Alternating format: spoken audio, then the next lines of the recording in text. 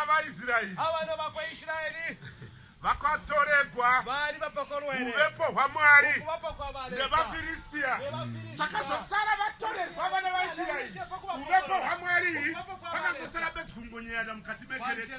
Kunyara Apostori ndonga vakangosara mukati mekereke. Kunyara Apostori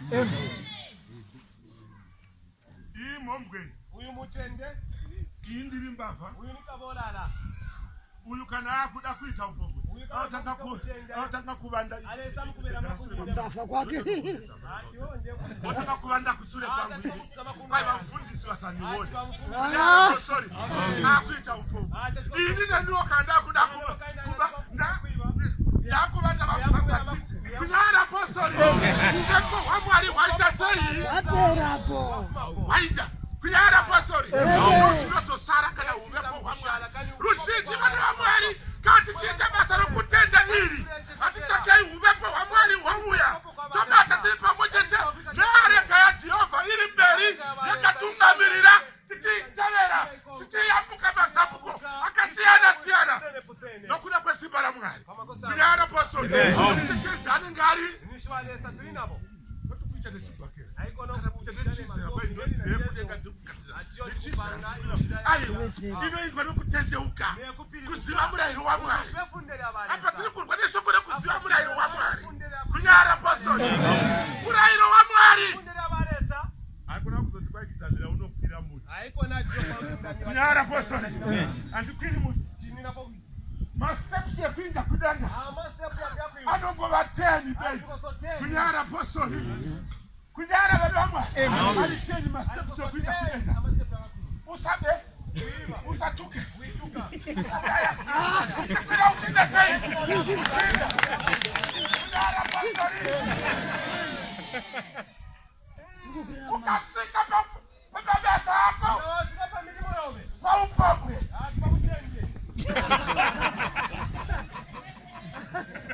kunyara Apostori kudenga kwaita sei kwakona nokuti steps inowatsika hadisi kubatidzana kaireyo ufa nawe nenzira yekudenga neshira iyo unoyaya naena Zambareto riwana kuna vaHebhuru chapter 10 ndiki yacho pa 26 maswali pa 19 tose ngatiuye pedyo naiye Mwari. munhu nemunhu umuntu nemuntu ngauye pedyo naMwari. akoramire kuri balesa haikona kungovira kuchechi aikona kusokusa uchenjere haurovhi kuchechi asi pamurayiro wavo so vapefundira vaiseta upo. Kunyara Apostori Amen. kuchechi haurovhi asi handisi kutirovha asi chenjera chauri kuvavarira chauri kutsaka chauri kumura mashoko richitaurwa vana maimi imakabereka Kristu makatamurana zvino ndikatarisa chiso chanyu hamusi kunzwisa tsitsi kuti mwana wenyu akafa. Kunyara Apostori vana baba mwana wenyu akafa zvino hamusi kunzwisa tsitsi mwana wenyu akafa. Chikonzero ndechei nokuti mutiri kutadza. Kunyara Apostori nokuti kana mukasatadza kutsanangura kuti muri kunzwa tsitsi mwana wenyu wakatamura kani nomwe mwana wenyu wakatamura kani mwana wenyu wakatifira kani kuti kopinda paradhaisi raMwari. Kunyara Apostori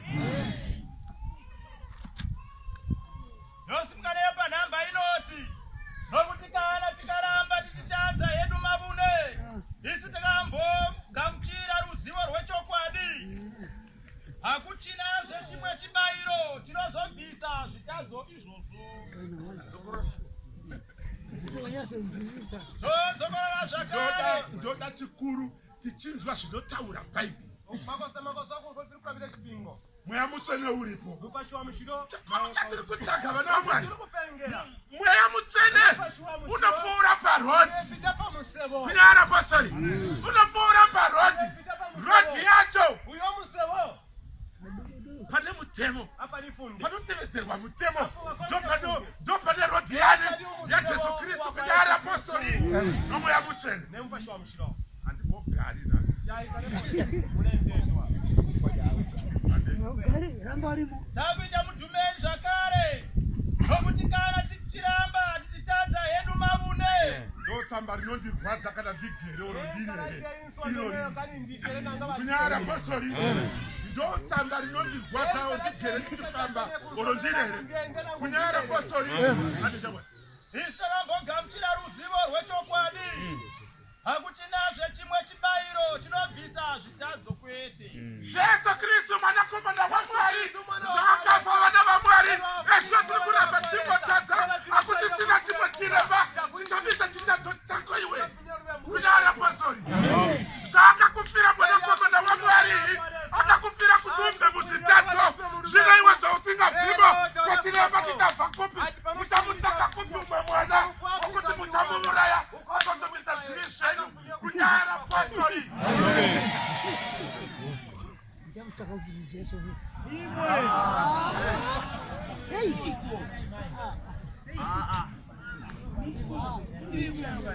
Vana vaMwari kunamata kwatiri chii hatisivei kwatiri kufa nepatiri nokwatiri kwii mandirepinda kudenga kakuistarisa netu unomukura katakata uri muparadhaisi raJesu Kristu. Kudenga hakuna kuvharwa kwakavhurwa iyemwe munopinda kunyara posori. Uya masama aripo vari kupi uyaya pamai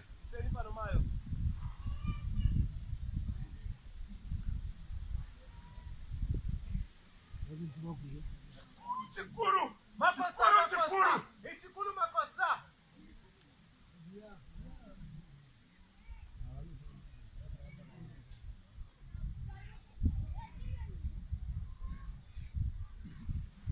mita yako kana uchifamba hapa kunyengetera mita yako mtemo ine 10 nevaviri mtemo ine 10 bedzi ndo mita yauno ndo speed mita yako yaunostisa nayo kunyengetera napakuita basa okutenda zvino iyi mita iyi pano mite mai ndimbire hozana ndo zvandakudaidzira imbai hozana imbai hozana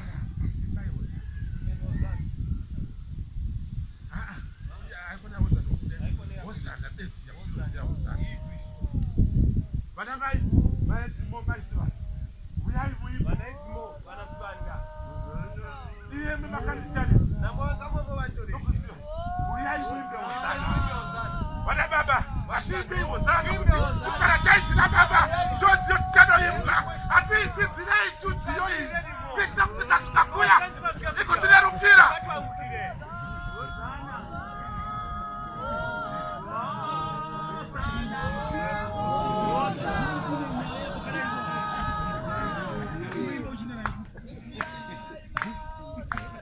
Hosanna.